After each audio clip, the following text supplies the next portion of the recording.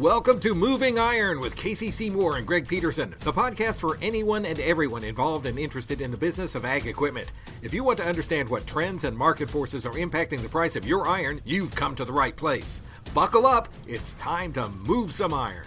Hello and welcome to Moving Iron Podcast. I've got Greg Machinery Pete Peterson back on here to talk about what's happening in the world of equipment, and also want to thank John Deere for sponsoring this edition of the Moving Iron Podcast. Greg, how you doing today, bud? I'm doing well, Casey. How are things in your world? Not too bad. Not too bad. We got a little nice weather coming our way, and planters are running, so it's that time of the year. Yeah, it's a busy time. I think we're looking finally at a good, warm, dry stretch here in southeast central Minnesota. They're talking next 10 days or so. So lots of work will get done. That's good. It's good. Everybody's chomping at the bit. Can't wait to get after it. You know, everyone can't wait to do it, and they're mad as hell the whole time they're doing it. So now it's farming is hey, God bless them. Feeding the world, man. It's quite a deal. Quite the deal, that's for sure. Well, Greg, we watched a couple auctions go this week. You brought up a pretty good one that I think is a good indicator where we're at in the marketplace. You had a consignment sale up in New York. We saw a 2001 MX240 sale, had about 4,000 hours on it, and it brought 92,000 on it. But the unique thing about it was it lived its whole life under the big blue shed. It looks like it was pretty faded. It's pretty, might be a good opportunity for some Dakota Shine to get put on that. Yeah, it did need a little Dakota Shine, right? It was mechanically very solid tractor, Casey. Like you said, an 01 MX240. The sale was Saturday, Rochester, New York. It was a consignment sale. It was by Alex Lyon and Son Auction. And they're, by the way, getting a lot more ag equipment. They kind of known specializing on the construction side. They're world's largest privately owned auction company, or family-owned auction company. Really? Great folks. But yes, $92,000. That's tied for the second highest auction price ever on an MX240. Interestingly, the only higher one was, we talked about it a lot back in 22 at the top of the used market. So there was a sale right after Thanksgiving, November 29th of 22 in Curlew, Iowa, where 99 model MX240 with 3,180 hours brought 94,000. And that was Osborne Auctions sold that one. So yeah, 92K to me last Saturday, even though it didn't look the prettiest, it just shows you that for that right condition, you know, if farmers aren't buying new, you still got to farm the acres you farm. And if you need maybe that backup horsepower, you want the best used that you can get. And, you know, even at 92,000, you know, what's a new one cost at that horsepower range? So right. Even though sales of new are kind of soft right now, very soft, good condition used is still doing well like this one. Yep. They had when you watch something and they know the story behind it, typically a tractor like that looked the way that one looked, as faded as it looked, and even like the headlights were faded, so it hadn't been out there. It'd been out in the sun quite a bit, but that kind of goes back to that story. So I'd love to go back and see what the story of that tractor was and how they talked about that tractor, and then how they talked about, with it being a consignment sale, the guy selling it, was he a respected person in the community, those kind of things, because typically the way that tractor looked would drive down the value, just because, even if it was in great mechanical shape. So there must be a great story behind that tractor. One thing that I found in the Northeast in particular, out in New York and Pennsylvania, it's been interesting, all these years tracking auction prices in different parts of the country, Casey. We're Midwest guy. You're kind of the plains there, Western Nebraska. I'm upper Midwest Minnesota. But out in the Northeast, even on consignment sales, it felt to me like it's more of a almost old school, like 20 years ago, 25 years ago here in the Midwest, where you have a consignment sale and it's just, a tighter group. I struggled to how to explain it. Our farms get pretty big out here in the Midwest. In the Northeast, they're chopped up. It's such a population center. So I think when a tractor like that pops up, maybe versus here on a consignment sale, a higher percentage of people know that guy. Yep. And that would be what my gut would say. But, I think percentage-wise, you're right. To attain that premium of a price, there had to be multiple interested buyers that knew the history on it. And again, even though it wasn't the prettiest mechanically, and again, it's a 2001 model, so you can wrench on it if you have to and all that stuff. So, sure. The pre-def stuff. I did have a couple funny stories on the topic of pre-def, Casey. You'll get a kick out of this. So last week, We saw a couple tractors over 100 years old sold at auction. One was by our friends at Amman Auction. Kurt Amman in Nokomis, Illinois, had an Imperial, let's see, I think it was a 40-70, 1911. And it looked like new. And Kurt's a worldwide expert in this stuff. And he said, Pete, there's only 3 known to exist. And it brought $955,500. Yep. And posted on Machinery Pete Facebook. And someone said, those pre-dev tractors, man, they really hold their value. And then a couple days later, up my way in Minnesota, in Annandale, Minnesota, Lundin Auction Appraisers had a sale. And they had a Minneapolis, I think it was a 3570. Let me see if I can get the right number. It was a 3570. Now that one looked like it had been sitting out in the Minnesota sunshine for 80 years, but it brought $125,000. Yeah. So that was kind of fun last week. Yeah. The pre-def tractor. Got to get that out of my mouth this morning. Pre-def tractors. It is impressive to watch those sell, right? And especially not so much even like tier 2 engines and those kind of things, back tier 1 engines, those kind of things. But when you start looking at tier 3 and interim tier 4 engines, those are the ones that really stand out when you watch them sell, because everyone knows that this is the last generation before it went DEF, and it feels like when you watch those machines sell, it makes a significant impact. So like you watch an old, 30 series Deere or old, case tractor, something like that. You saw like a 7230 or something like that. So you watch those tractors sell, and those are, that's just like that last bastion before everything went sideways. And a lot of people. Yeah, no question. I mean, if you're sitting on a 08, 09, 10 or 11 low hour, red, green, blue, or orange, I mean, you are sitting on gold. Yeah. And, moving iron listeners know that, of course. And, it's funny when you look at sale bills or auction listings coming up, you kind of go through, you're scanning because everyone's busy, and you look and you go, whatever you're looking for, I need a tractor. And then you see that, 2010 model, like a 10 model 8345R or something like that with low hours. And you know what's going to happen. It's going to be very, very, very competitive bidding.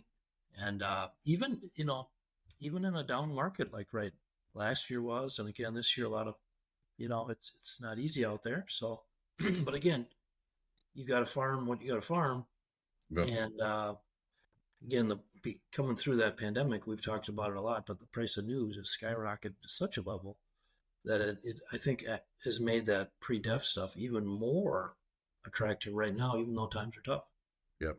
Yeah, that's the price increase associated with the new machines as they came out of COVID. I mean, I think there was something depending on the platform and manufacturers and all those kind of things, but all the manufacturers were kind of locked up with each other. No one wouldn't hire anybody else, but they were, I think I did the analysis on this a while back, but it's somewhere between 40 and 70%, depending on what it was that you were doing. And you start looking at, because I remember having the conversation with a guy back in 2018, 19, hey, 2% now is a real number. And I remember the same conversation with somebody last year going like, 2% now really is a real number, because it's, you start looking at, $500,000 for this and $260,000 for a loader tractor anymore. I mean, it's just, you start looking at some of the stuff coming together, and you put a 2 or 3 or 4% price increase on some of that stuff, and you're looking at anywhere from 10 to 50, 60,000 bucks, depending on what you're starting with, so yeah. It's a real number now. And looking at used playing into that, and you and I talked about this a lot, but you kind of echoes what I saw happen back at the dealership after the Great Recession in that 2010 timeframe, where everybody kind of contracted down, and it wasn't because of supply chain issues, but it was just fear of the unknown when it comes to the economy. And that's kind of where we're at right now. There's this fear of the unknown of what the economy looks like. Right. And the manufacturers are contracting, and even more manufacturers are talking about even contracting even further than what they're doing now. Right.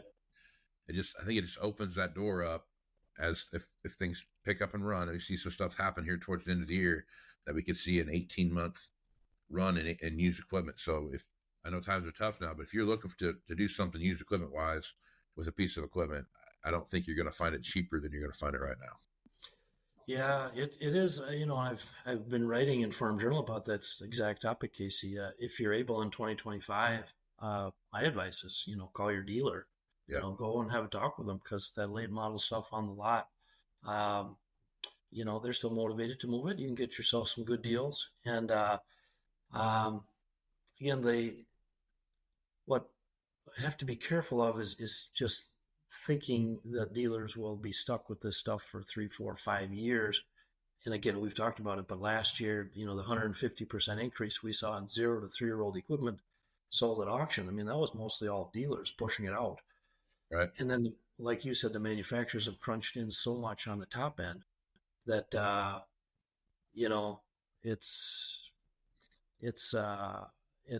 a good time to be a buyer if you can, and to see these strong used prices. We had another sale, Casey, that caught my eye last week. It was our friends at the Steffes Group. It was an online farm retirement auction. I think it was for Nielsen Farms. It was in Granton, Wisconsin, and late model equipment. Wow.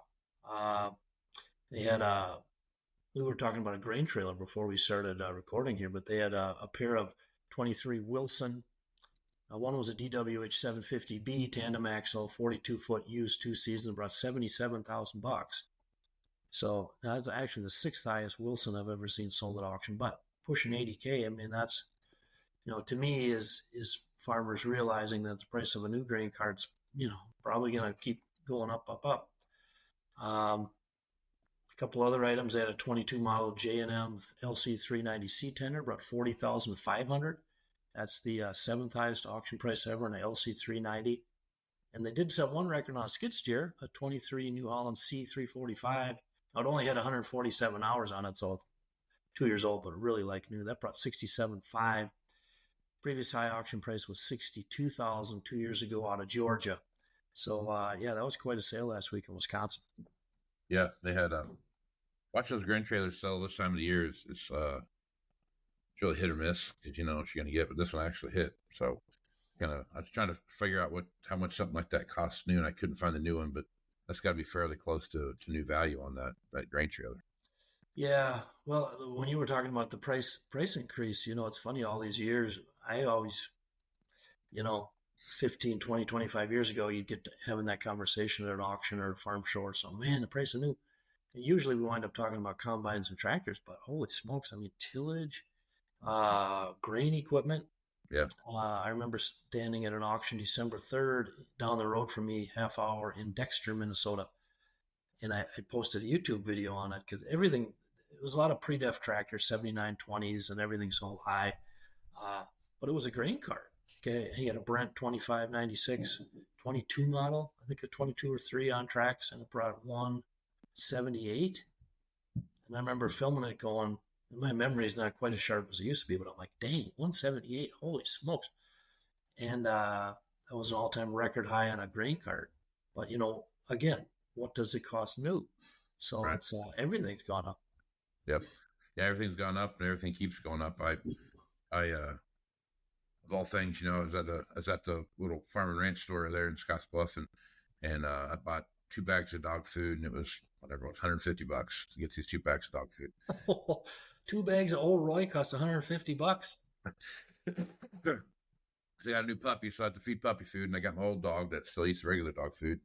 And I was sitting there, and the lady's like, "Man, I can't believe it. Dog food costs this much." And I go, "I seem to say that about everything these days. Everything costs much money." Now, hey, on this topic, I'd be curious to get your take, Casey. I don't know if you saw this, but the guy, the billionaire dude, not Elon, but Bezos, that owns Amazon. So did you see their play coming out in the pickup world? I forget the name of it, but he's part owner of this group, and they're taking a different tack on this. They're coming out with a pickup that is just like base, just bare bones pickup, horsepower. And it's customizable. You as a buyer, you go, okay, well, I want to add this or this, but it comes with like nothing. But the price tag, they come right out front and they say, we're building this for the American Joe who just needs reliable transportation, $25,000. Now, at 25K, you're not going to get the Denali, Get much, yeah. No, but for 30 years, I've been covering auctions and talking to farmers, and they'll watch a 40-20 sell. And, they're watching, like we were just yakking about, 2, 4, 5, 8% increase, huge increase on price of new. And people say, Pete, why don't they just build a simpler, an old model? Why don't they just go backwards and give me a nice 40-20 or a nice 44-40 or a nice Magnum 7120? And then we post that on social, we go nuts. People go, oh, I'd buy 2 of them, blah, blah, blah. Well, there's all kinds of realities with that manufacturing today and the engine and all that stuff, obviously. But here you go. Finally, someone's coming along. No, it's a pickup, but they're going to test it and say, we are going to give you a cheap, low cost, but solid and reliable 25K. Now, it's not the prettiest. So it'll be fascinating to me to see how it sells. And personally, I think it might do pretty well. Yeah, I just Googled it. It's called Slate is the name. Yeah, that's a good name because it that's the color of it. It's kind of a kind of brown looking. Yeah, great color. It almost looks like Soviet Russia, late 80s or something. And it's funny that you bring that up. It's like you see with the price of vehicles these days and everything, anything machinery wise, that price is going to open up opportunities for competition. Absolutely. And you're going to start seeing more and more stuff like, take Monarch tractors, for example. That's a good example of that. Little small horsepower tractor. I think the biggest one they have is 100 horsepower, if I remember right. But it's the electric tractor. It's the fully autonomous tractor. And it's not like it's new. It's been out for 10 years probably. Right. And but it's starting to get more and more traction just because of people are shopping it. And it's a niche thing. You're in the orchard business or something like that. Right. In your business, something like that. It's a very niche piece of equipment. But you're seeing more and more people start to look at everything. There's a company out there that resurrected the old International Scout, right? And they've got they're taking the International Scout. Yeah, it's called the Scout Company, and I love it. They have the old Scout pickup and the old Scout, SUV looking thing, and kind of working your way through that, and they have the resemblance of them, and of course it's electric hybrid combo type deal, but it's a neat looking truck. And I want to say they're selling those depending on how they're spec, I think it's between 40 and 65,000 or something like that. Okay. But it's not, again, that's a big number, but in today's world, that's really not that expensive for a vehicle. Well, that's the opportunity you're talking about. In fact, on that sale auction we were just talking about in Grandin, Wisconsin, they had a pickup on that sale. It was a 23 GMC Sierra 2500 HD Denali. Again, it was like new. I had 3,102 miles on it, diesel Duramax, but it brought 78K. Yeah. 2 years old on the auction market. So new, what's that, over 100 or I suppose? Yeah. Oh, yeah. But you're right. That does create opportunity for companies. So that when I read about that Slate, that pickup, I thought, this is, again, for 30 years, this is what people have been asking for. Now, will you get out your checkbook and write that check for 25K? We'll see. But that is one thing with the price of rising so high that, and really that's America, that's capitalism. Yeah. If you can build something at a different price point and make it pleasing and get the job done, hey, you might have the next Apple computer. Who knows? Yeah. And that's the thing too. If you look at like a Ford XL or a Chevy L, let's see like a custom, Mm-hmm. And looking at a Dodge, I don't even pretend like I know what a Dodge trim levels are because I haven't looked at a Dodge pickup forever, but you start looking at those very base spec machines or trucks and stuff like that, you're still knocking on the door of $40,000. Oh yeah, for sure. You're just talking like rubber floor mats and right. You can't find one with crank windows anymore.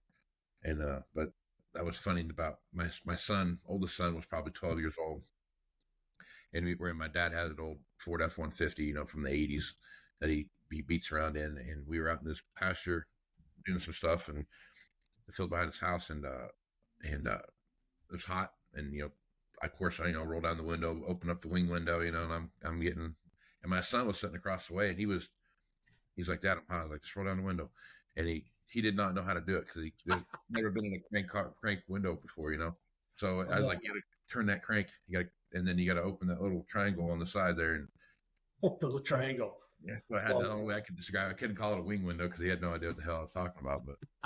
But it was funny to watch him go through that because I'm like, oh wow, you're a whole generation that's never been in anything but electric windows. Because now that's Now, basic. now, Casey, I hear your brother, but our kids can turn this around on us because right before we start recording, uh, I was, I'm 59 and I'm trying to close out my email and get something. I couldn't find the screen. And I'm like, what the heck? How I can't find this?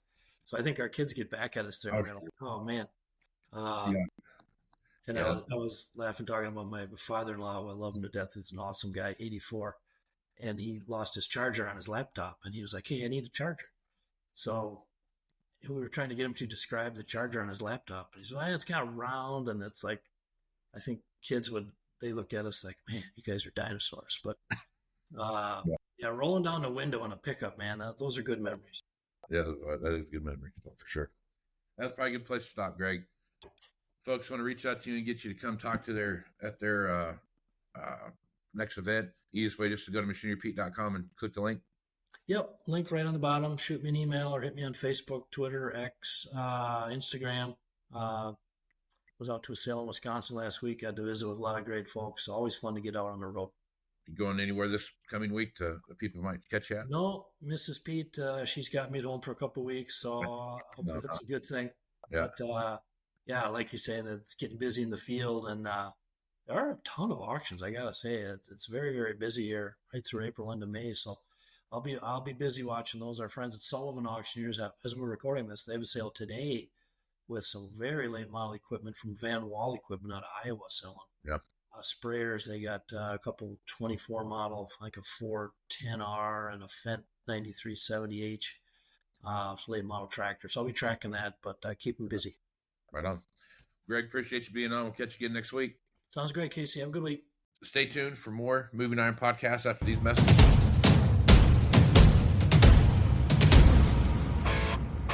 Looking for more accuracy, more productivity from your current planter? Let's get exact with precision upgrades from John Deere. Start with Exact Emerge and get accurate singulation and spacing at 10 miles per hour. Or choose Exact Shot to promote early root growth and cut fertilizer costs. And with Furrow Vision, save time by verifying seed depth right from your cab. Visit johndeere.com/planner upgrades and see why nothing runs like a deer. Welcome back to Moving Iron Podcast. I got Chip Nellinger here from Blue Reef Ag Marketing on to talk about what's happening in the world of commodities. Chip, how you doing this morning? Good. How you doing, Casey?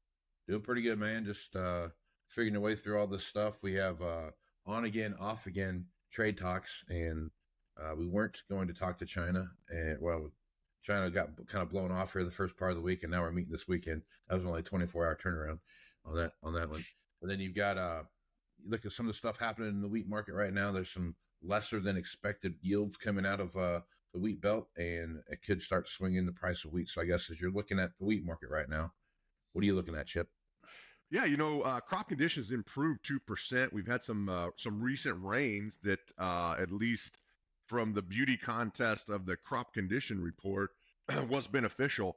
But you also, maybe have some concern that some of those rains were a little bit excessive and hitting the wheat crop maybe at a time that, heavy rain like that is actually detrimental instead of beneficial. So, I think it remains to be seen how that's going to affect final yields. We've got, a ways to go before we figure that out.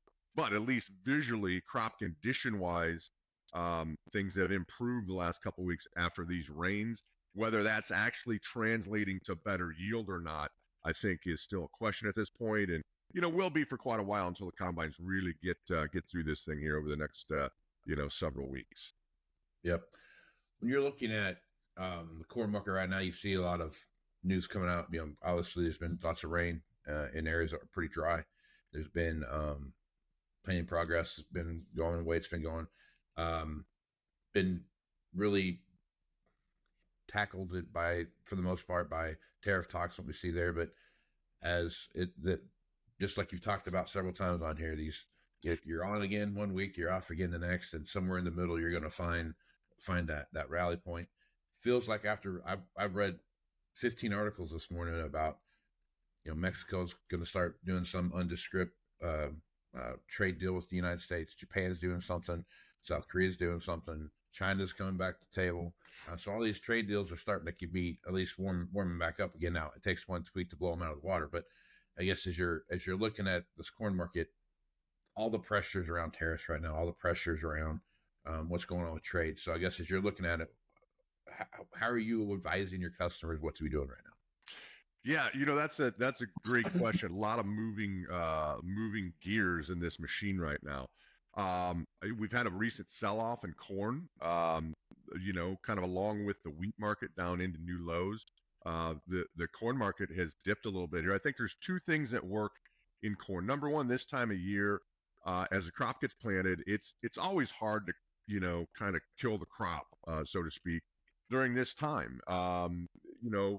I think one thing, the perception by the market of the weather is that it's good. We're going to get this crop planted.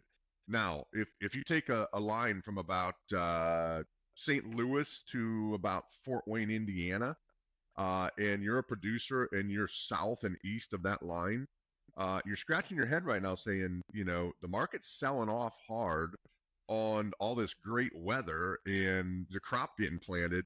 And there's literally areas, in south and east of that line that haven't turned a wheel yet. And muddy, I don't know if you saw the Kentucky Derby this past Saturday.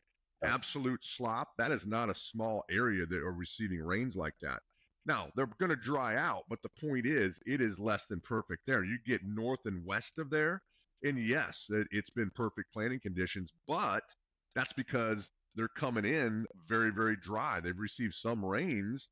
Planting conditions are really good, but they have no subsoil moisture if you look at the drought map. So that's going to be what the key factor is as you go forward into summer, is whether that Western Corn Belt can keep getting rain. Now, no one's talking about the fact they're going to have to mud a bunch of acres in the southeast, and it better not turn off hot and dry there, or they've got a real problem. So those questions are still ahead of us. And I think from the trade standpoint, that's the other thing. It seems like for 3 weeks now, we get, the Secretary of Ag, the President, the Commerce Secretary, the Treasury Secretary on Fox News and all these news outlets and quoting, we got these trade deals. We got 100 countries coming to us wanting trade deals, and it gets the market excited, and they're ready for an announcement, and there's no announcement. And I think that has disappointed. Now, understandably so, because, these complex negotiations, it doesn't happen in 48 hours where you just, meet and have a trade deal. So it takes some time.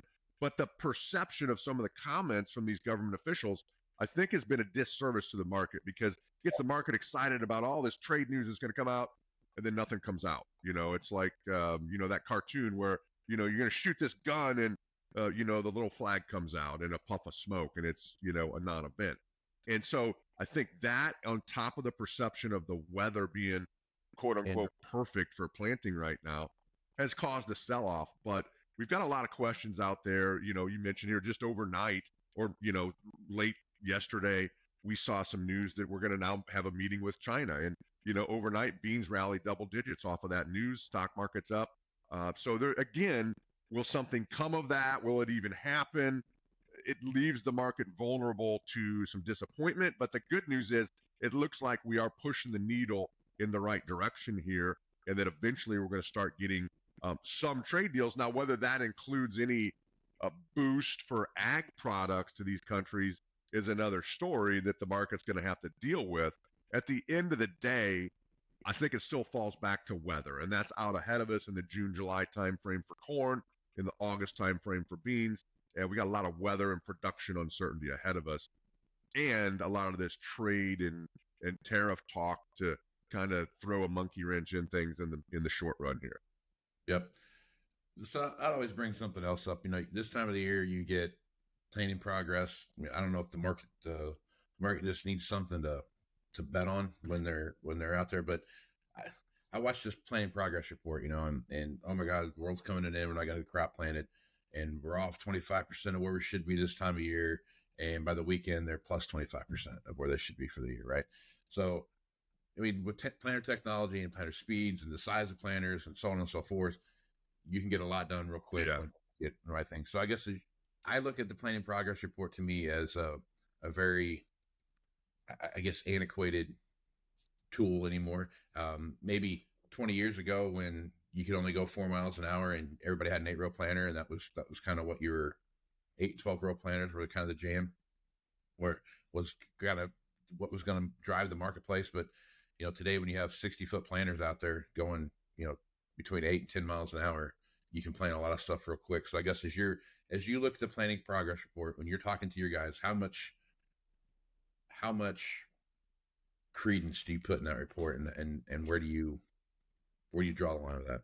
Yeah, I think that's a good point, that it's a little bit of a moot point. And to your point earlier, I do think that some of it is just news that feeds the market, right? Whether it's planting progress, and then we have crop conditions once the crop gets planted. It sometimes it's just noise. And the last few years, other than, what was it, 2018 or 2019, when we had like epic biblical historic flooding, right? And that's a 1 in 100 time. You're right. We can just plant the crop, and I think it says why. I talked earlier about that line from St. Louis to Fort Wayne and how wet it is south and east of there. And the market knows it's going to get planted. But I think as you sit back, what it doesn't ever account for is how much needs replanted. There's going to be some of that out there. So as we talk to producers, it helps give us a feel for, all right, if you're sitting outside of Des Moines, Iowa, and you've had the first or second fastest planting pace ever, conditions are absolutely perfect, it's likely because it's dry. So let's keep an eye on that. How much rainfall are they going to get going forward? We know going into it, there's very little subsoil moisture in that northwestern Corn Belt. In the southeast, as you talk to producers there, it's like, all right, let's talk about, all right, maybe you had a third of your crop planted. How much of that needs replanted?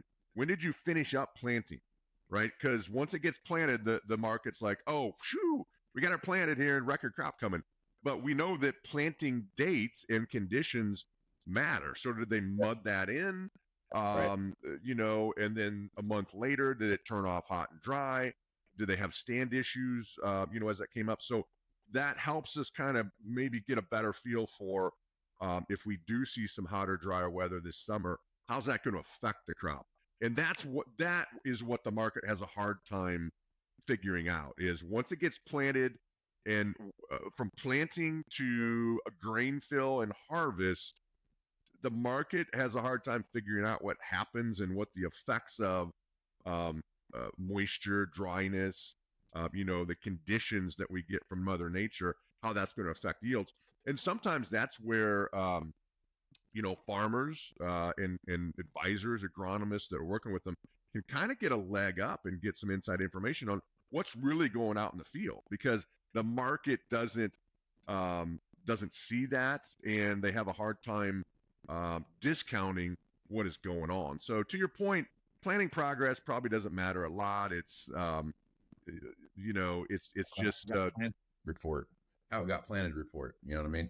Yeah, exactly. It's just kind of noise that the market, holds its breath and says there's anything here to trade on. And right now it's to the negative side. I think it's been something that is, been negative to the market, but it's looking past like, okay, the acreage that got planted in Southern Illinois, Southern Indiana, Kentucky, it might have got planted the first time, but it doesn't need replanted. And there's some of that that gets missed in those reports. They don't come out with that on the state reports that oh yeah, we said Illinois is 52% planted, but 21% of it in Southern Illinois needs replanted, or that type of situation. So that always slips through the cracks, and it matters longer term, but it's hard for the market to get its arms around that information.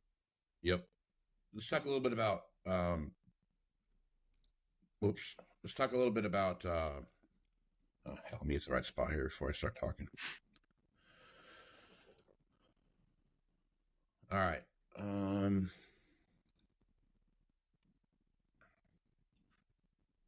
right, oil. I want to talk a little about oil now, okay? All right. Let's talk a little bit about the energy sector right now. As you're looking at what's going on with oil has, if you look at the WTI oil, you're at right about $60. For the last 2 years, it's like this fluctuated around in bands, $10 bands between 55 and 65, 65 to 75, kind of just bounce around in there.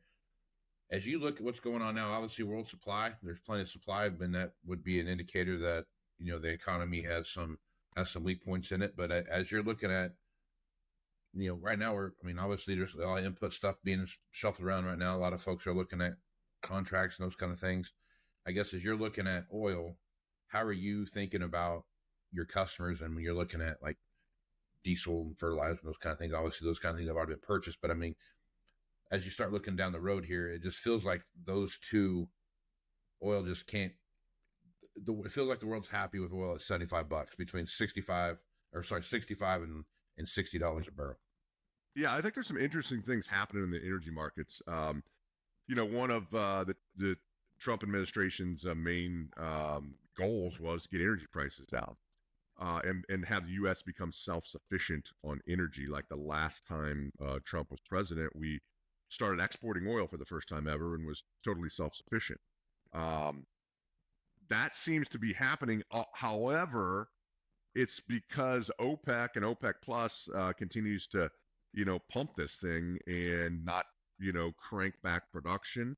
And that's pushed us under $60 for a period of time.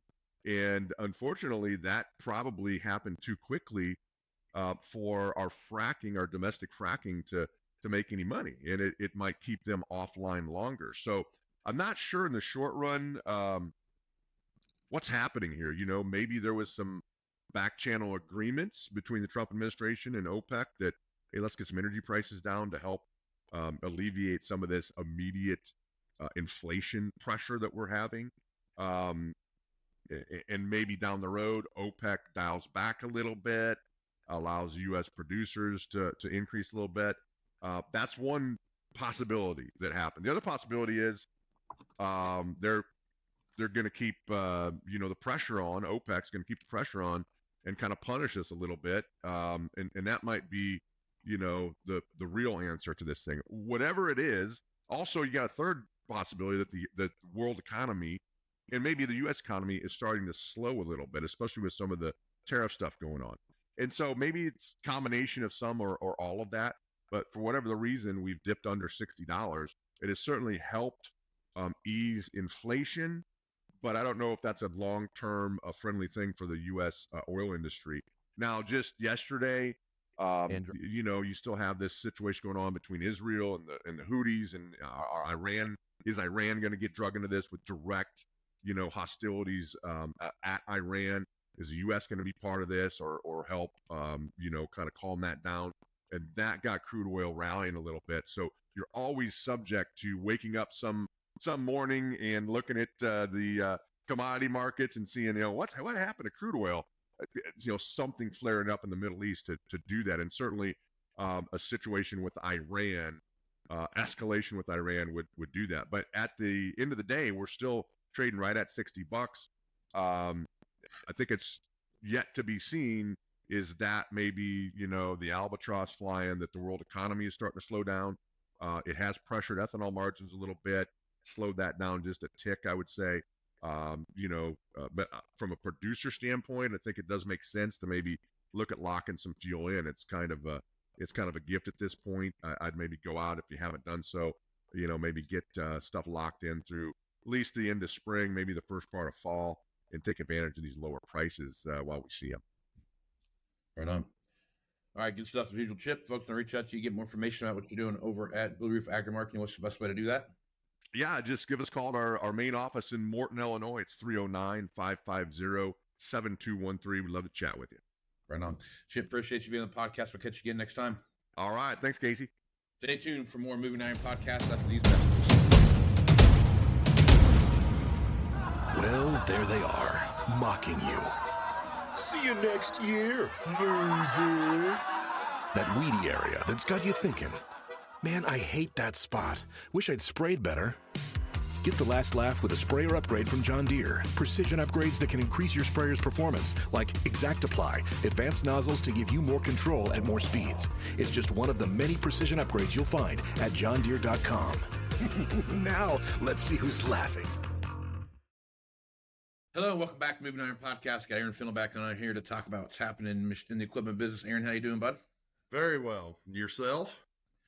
Finer than frog hair. Can't There complain it at all. is. Yeah. Can't complain at all.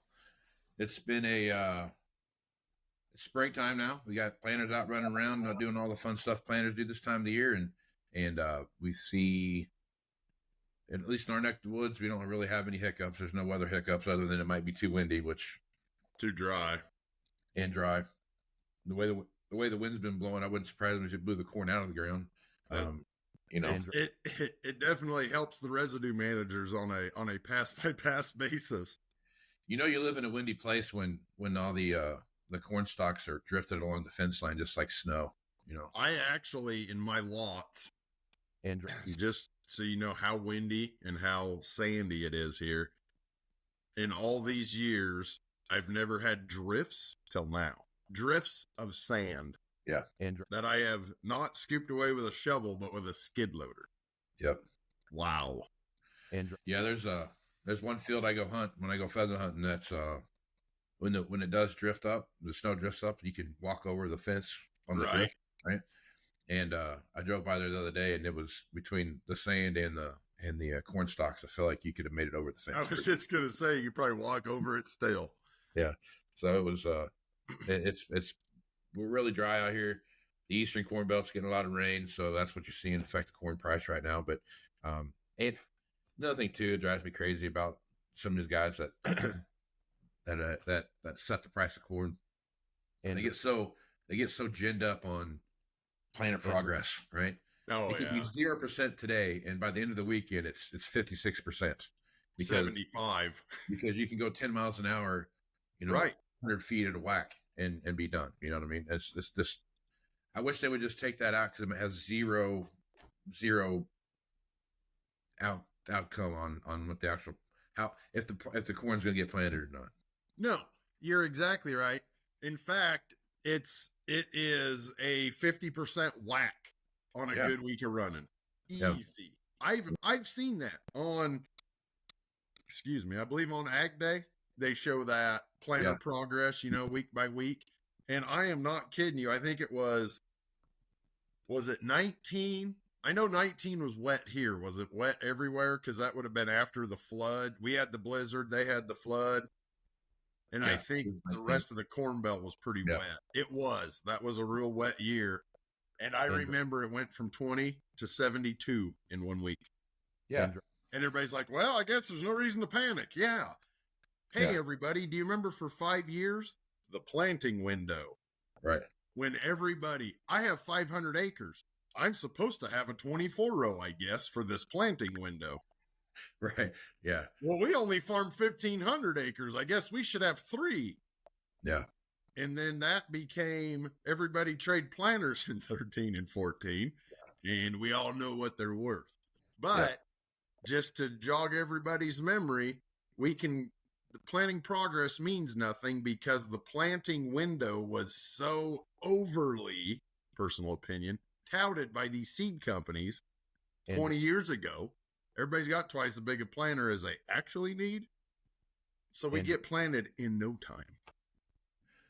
Yeah, there's the planting window now you still have the planting window, and I do think there is a yield correlation to that, obviously. But, there is 100%, but it's not 3 minutes. No, but now the planting window is long enough now to where you can actually plant it and then have time to stare out the window and enjoy the view, right? Right. You watch this like you talked about. I've watched many a weekend on U.S. Farm Report and Ag Day, and plenty of articles where, oh my God, we're in such bad shape. We're 20 points behind where we should be on planting progress. And I'm like, just give it till Monday. It'll be 70+%, and we'll be plus 20%. Plus 20 points. And next thing you know, here it is. Planter technology today changes the way people farm and the ability for them to get that crop in the ground, whether you're talking seeders or you're talking planters, right? Right. You got that technology and the speed of which you can go, and the sheer size. Even if you just went 4 miles an hour with some of this, like a DB 120 or whatever, you're covering a lot of ground really quick. 60 feet is the average planter. Right. And you go do that at 8 miles an hour, 10 miles an hour. And if you're one guy that I know, you do it at 12 miles an hour, and because you can. Yeah. It'll do it. Look, it says right there, 98%. Hell, we're all right. We're good. We're good. Bump it up another. Yeah. So it's planing technology is making that planing window. It gives you more room for error as you start looking at weather and those kind of things that start pulling through, because in a fair few amount of days, 2, 3, 4 days, you see them right back on track. So please stop with the planer progress stuff out there, folks. Okay. It doesn't matter anymore. Okay. All right. It takes longer to fill the thing and get it set than it does to plant. I know. So just chill on the planer progress. Doesn't matter anymore. All right. All right. And today I want to spend a little time. I brought this up last week where I was talking to Greg on the podcast, but I want to spend a little more time on it because I think it's important for people to understand how this flow of equipment works. And Aaron and I both have been in the business where we were looking at the migration of trends and the migration of equipment. And I want to spend a little time talking about that. So there's two major migrations of equipment and things you see. So typically when you start seeing trend lines develop, they kind of start in the heart of the Corn Belt, and they start working their way east. They start working their way west. And those trend lines are, I think the easiest trend line to point to is tillage practices, right? Right. It seems like to me every 5 years there's a brand. Oh my God, this is going to revolutionize the ways we farm, right? The silver bullet for tillage. You go from good old fashioned moldboard, conventional rolling dirt, all the way up to the conventional till to no till to minimum till and strip till and all the way down the board.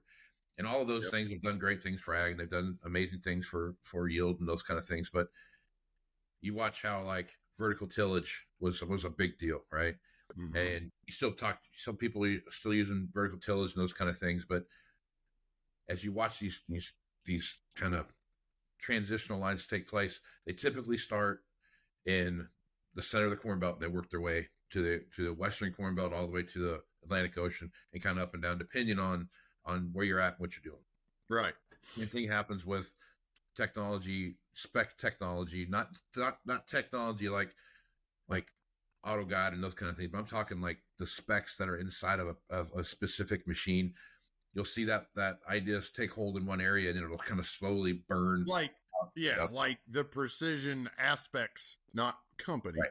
Precision aspects of a planter, right, are in an ice state, right. Then they migrate, right. And I think the easy one to point to was, remember when power fold bins on combines came out? Yes. That was the one where everyone's like, no one needs power fold bins. That's dumb. You get up there and I'll take them down like I've taken them down for the last 60 years. I can climb up there a lot for $15,000.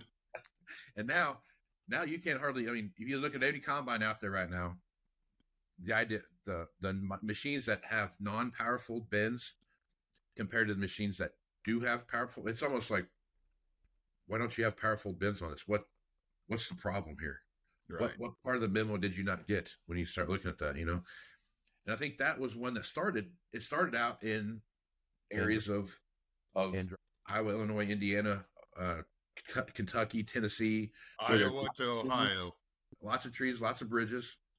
And the idea of like going down the road and just hitting the powerful bends as you're coming down and then popping them back up or whatever you need to do, or just fold them down as you go down the road. The idea of having to get out, fold down everything, come back down, and then hope for the best as you went through there. That really changed the way people look at the specs in those combines. But it didn't start in Western Nebraska. No. It was flabbergasting to us why it was such a big deal.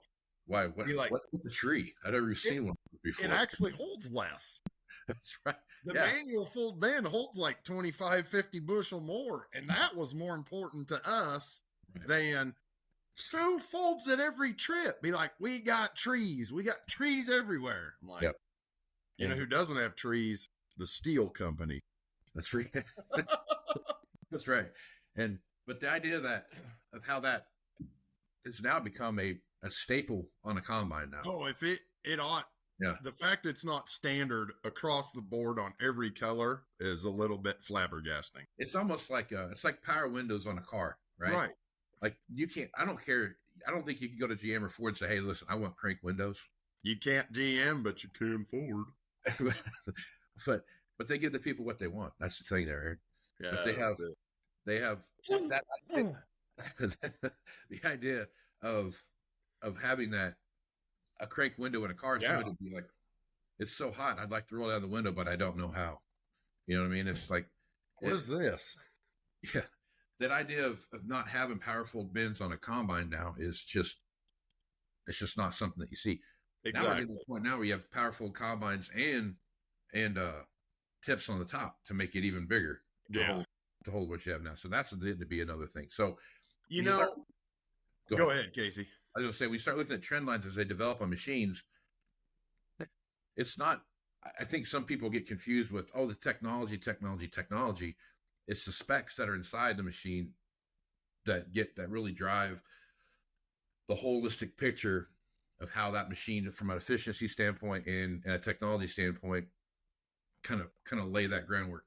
Automation, all those kind of things that are coming are all part of a bigger spec window, I guess, if you will, portfolio that are leading up to a bigger picture kind of idea when you look at machine. Right. Just like another market segment, if you will, that follows I-States and out planner attachments. Yeah. Every single year there's 15 new ones, and some guy in some town in Illinois that's got this agronomy business, and we found these, and this is going to fix everybody's problems. That is a big one. Yeah. Very big one that migrates. One thing, as we're sitting here talking, that it's not necessarily the machine that's in migration, but it's the, back to and not specs, but back to practices. One thing that hasn't been so, it is I-State driven, but it's not the end all be all like so much else, is strip till. Right. And the reason for that is one of the major manufacturers is just down the road out in this country. Yep. To the point 25 years ago, it was called a one tripper because it was. You made one trip. That was tied to your planner, and you went out there, and that's what you did. And then somebody else makes one. Well, how do you tie that to a planner? Well, you don't. You do it in two passes because it's better. Everybody hits the brakes. Nothing's tied together anymore. To the point, two different strip till companies in the High Plains both had them attached, Orthman and Schlegel. Yep. And the amount of machines, and oddly enough, where in the lower 48 is the planter tied to the strip till still a thing? The Southeast. Yep. Nothing in common other than that practice, not even the same planners, row spacing, none of that, but that same practice 2,000 miles away. Right. And in the I-State, never ever tied together, doesn't work. Why would you do that? It's there's that, and it can be, Nebraska's, our state's a great example. It's two completely different states. Right. Illinois gets some of that north to south, like we do east to west. Yep. Northern Illinois is cold Wisconsin, climate more. And then you get southern Illinois, that's Kentucky. Right. So everything folding corn heads. Yeah. Right. We have out here in the High Plains, we've been running 16 row 30s, 40-foot headers forever. Yep. Why would you ever need that? We don't even use header trailers. No. Yep. And then, oh God, these guys made a folding 12 row. Ooh, they even make a folding 8 row. Yep. And now to the point, you get calls from east to here. Do you have any folding heads? Do you have any folding heads? And we've even got a couple guys adopting it. Yep. Because it's there. you're starting to look at the because that's one thing too is depending on what your farming operation looks like and where your fields are and what your movement of machinery looks like and how much Logistics. All logistics involved in that. Yep, it's not uncommon. Like you leave south on Scottsbluff Highway, Highway 71. It's a 4-lane highway. And here's a combine rolling down the road. It's got a head on it, 45-foot, 50-foot head. It scoots over and lets everybody around it, and those kind of things. But the idea of that folding up is, again, it's significantly more expensive to get the folding corn head than it is to just get the rigid one, right? But now if you've got everything folded up, again, now you're more efficient. You're going down the road. You have to worry about anything. You have to worry about, oh, here comes a bridge. Let me turn the lateral tilt to the right here so I can get it over the bridge and over the mailbox and everything else, as things are going down the highway. Yep. You just run into, it's just the efficiencies that you run into now. You talked about the Southeast, and that's a place where the planting window and the harvest window it's just there, right? There's no, there's no real window to speak of because they can take their time to plant, take their time to harvest, The only caveat to that would be taking their time to harvest with hurricane season in the fall. Sure. Yeah, I mean, you gotta worry about all the stuff that's out, that the weather patterns that come, but Andrew, the spec trend line, I think, is Why is cool Dad thing. nervous? Because there's a low over Bermuda. That's Be right. like, huh? Yeah. Get them spindles on the picker ready now. So with the specs trend lines that we see coming and how they're moving around, that also encourages the flow of equipment, right? So where equipment gets spec'd and the way it moves around. The biggest current, I guess, for lack of a better term, that really gens the whole kind of ecosystem of farm equipment in North America is the movement of equipment coming out of the north to the south. Southern equipment typically is very low spec stuff, right? It's not owner operator. Not an owner operator thing, there's not a lot of owner operator stuff down there. So we're talking some more base spec stuff that you see. You see a lot of straight standard front ends and not necessarily suspended front ends, those kind of things. You Straight see front axle, power shift, no leather seat, base air conditioner, and a radio. And a radio. And it's just the basic of basics. Thank God they can't take the windows out of the cab like they could on a Sound Guard. Yeah. But as you watch the stuff move, what you see happen is the equipment in the south gets put into the north, and the north that usually goes into a couple different things. One is it's a smaller operation where they're upgrading their tractor and they're getting less hours for less amount of money, right? Because of what it is. They're also seeing a lot of those machines that go into a dairy or a feedlot operation on mixers and grinders and other type of stuff where they can put them into more of a more less desirable situation, and it's not the most expensive tractor on the farm, right? They can put them out there, and they're going to go they get them out of the south with 1,000 hours on them or something like that. They're going to go put 5,000 or 6,000 or 8,000 hours on these machines in the next 3 years and put them there. The stuff coming out of the north is the higher spec stuff that makes its way down to that owner operator that's down that area. Also the bigger operations that you're seeing some of the stuff come out, and they're looking at the suspended front axles and the suspended cabs, and they've got the nice technology in them, and they've got the good air conditioning. They got the heated floor seats because God, if it gets below 40 degrees in the south, everyone's going crazy, and all these things that are there. And so the weight packages and all those different things that they can get for a significant discount compared to buying it new from their local dealer. Right. That's exactly right. The owner operator will grab the northern tractor for a low hour late model for what the new stripped down rig will be. Right. Exactly. On the fleet farm, no interest. Yeah. They're rolling. But for the owner operator, that's a big thing. Yep. If he has an operation where a combine is very important, which isn't a big thing in the Southeast, given all the diversity, peanuts, cotton, sweet potatoes. I mean, they got 17 crops soybeans and what corn they raise is what they do with a combine down there. Yeah. Certain kinds of wheat, but that's it. The combine is a very big thing where if it is on a southeastern farm, it came from Midwest High Plains. Yeah. Because as stripped down as a tractor is in the southeast, the combine is whoa. Yeah. Except four-wheel drive. Yeah.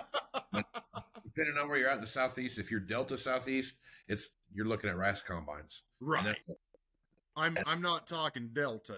I'm talking, Georgia, Carolinas. The one thing rice is its own filthy animal. The thing about rice combine too, granted, when they get used in a very harsh environment. But you talk about something from a wear part type of thing and how it's reinforced. I mean, that's stainless steel on the inside of that machine. Right. In a lot of places where we're looking at just, regular tin and those kind of things inside of so stuff. So from a wear perspective, that machine's designed to be wear. Now, I'm not saying that you need to go out and buy yourself a 5-year-old combine that's only been in rice and then go take it to your wheat farm. But I'm saying if you could find that 1-year-old rice combine that's had a season in rice, it's going to have some issues that you have to work through and those kind of things, just like every other combine does. But taking that machine and putting it in a rice or a wheat situation, I don't think you'd ever wear it out. I think it would be the small grain side of it, just in that environment, would change a lot of things. Exactly. Which, to the guy that you just suggested doing that to, it would also be a good thing that it doesn't wear out, because when it does, the dealer's not going to trade for the old rice combine in Kansas. That's the thing. That's the thing about those kind of machines, is that they have that. It's like they might as well have a big red X on the side. Well, it's like like when I worked in Kansas, there was Amish population, so there'd be a lot of tractors that were the same like tractor on a farm someplace else might have 3,000 or 4,000 hours. These have got 8,000, 9,000, 10,000 hours on them because they're using them as everyday drivers, right? So you still have 8,000, 9,000 hours on a cabless 6420, right? But it's one of those beats driving that buggy to town. It really does, and it's got but that idea of that machine, two things. One, it's a cabless 6420, right? So what do you do with that in central Kansas? And then it's got 9,000 hours on it. What do you do with that type of thing? There's only so many sheep farms in the world to buy things like that. That's right. Right. But it's one of those things where you have that kind of that yin and the yang, right? Right. It's a great idea to take that rice combine and put it in a wheat scenario, small grain scenario. But you're going to have to take it back down to Mississippi to find someone to buy it. Just put it on an auction. And, sure. Yeah. There you go. And you are right, Casey. Those things are bulletproof inside. You could, if you're in the high plains doing dry land wheat or something, that combine's going to last forever. Right.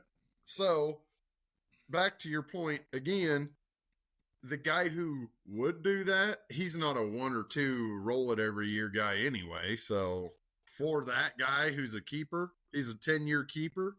Yep. That's a no-brainer. Yep. Go get that runner. It won't need a thing. Throw it on an auction. And that's the backside pressure that you're going to feel on that machine. If you do that, is that you're going to have to, if you're in the central United States, you're going to have to put it in an auction, because everyone's going to be like, I don't want a rice machine. Well, it's only been in rice one season, so it's not like it's it's configured different. Right. That's where you run into problems. It's not a corn machine at all. Right. It's just a small grain machine. Right. It's not the fact that it's a rice combine why it's problematic. It's because it has a different rotor altogether. Right. It's all small grain. It'll pick corn, but not very good. Right. Yep. So that really changes the way that you look at it. But that's something to think about if you're looking at that. Again, I would call that a very unconventional way to look at your combines. But if you're one of those guys like you talked about, if you're one of those long-term roll guy, you know, like you're 7 year, keeping your combine for 7 years, you're keeping the combine for 10 years or even 5 years for that matter, before you do something with it. That'll be an option. Yeah, exactly. And you know what's kind of an interesting segment that flows backwards? Choppers. Yeah. Yep. Yeah. Choppers are sold new High Plains feedlots, dairies here west. And a lot, very rarely do I sell a used chopper that don't go east. Yep. Yeah, you look at, and that's our, you know, and this is not throwing shade on any state, or I don't need, you know, to hear about Illinois cattle production, but your average feedlot in Illinois versus your average feedlot in Nebraska, Kansas, Oklahoma, Texas, and vastly different. Yeah. Excuse me, I forgot Colorado, for God's sake. Yeah. Vastly different. So the 9,700 Deere, the 970 Jaguar worked its butt off for a year here, and it was one of four. And now that goes to Illinois, Indiana, and we got the biggest chopper in the neighborhood, and we do all the neighbors, you know. Right. And it was one of four here. Yep. You get to the southeast, it feels, you know, there's obviously feedlots, there's obviously dairies down there, those kind of things. It's a lot more pocketed, right? Right. And it's a lot more. It's not as widespread like, you know, Panhandle, Nebraska. There's feedlots everywhere, right? You get up into West Texas and the Oklahoma Panhandle. There's feedlots and dairies everywhere. You get out of New Mexico. There's lots of feedlots and dairies everywhere. So you start, as these things are kind of pocketed into place, you start looking how that flow goes. And you're exactly right when you're looking at how harvesting equipment makes its way from the north to the south. It's a lot different than the tractor situation when you start looking at what those look. So, yeah, for sure. I think the last thing I want to talk about here is, as we look at this, the only machine out there that I think is immune to the flow of equipment is loader tractors, right? I think when you look at loader tractors, whether you're talking about 125 horsepower or a 200 horsepower loader tractor, those machines in between are very agnostic as to where they go, right? Doesn't really matter how they're spec'd or where they're spec'd. It seems like the spec on a loader tractor is, for the most part, pretty much the same across the board, right? I mean, there's not like a northern spec loader tractor and a southern spec loader. I mean, they're all kind of about the same, right? And the reason for that is they come off of a ranch someplace, right? Or they come off of a road, a state contract or something like that, and they're pretty evenly put. And I would even say this: the driving spec for the entire loader tractor market is the mowing tractor contract that you see out there. Those yearly contracts, because there's so many, and they fairly get kind of spec'd about the same way across the board. Right. They make it so you have to make them part of your driver of the loader segment. Otherwise, what do I do with my hands? Right. That's where we're at. Yeah. The only thing I would say on the loader tractor segment is north of the Mason-Dixon, you have 150 to 200 as your most common loader tractor. Mm-hmm. South of Mason-Dixon, it's 100 to 150. They're more apt to run a lot more smaller loader tractors down there. Grapples are very rare down there. They do about everything with spears. The reason being, Casey, they don't put up 5x6 round bales. They put up 6x4 or 5x5, so they don't need that big a tractor to handle the bales like we do. The other thing is, as far as the migration segment, you can see those southern loader tractors go north because I don't need IVT TLS in a grapple. I'm an acreage guy. I need a small 6 with a loader and bucket. Right. Oh, well, these guys got 30 of them. Right. And conversely, the big 6, small 7, that's a loader tractor in the High Plains, Midwest, is a dual threat in the South. Yeah.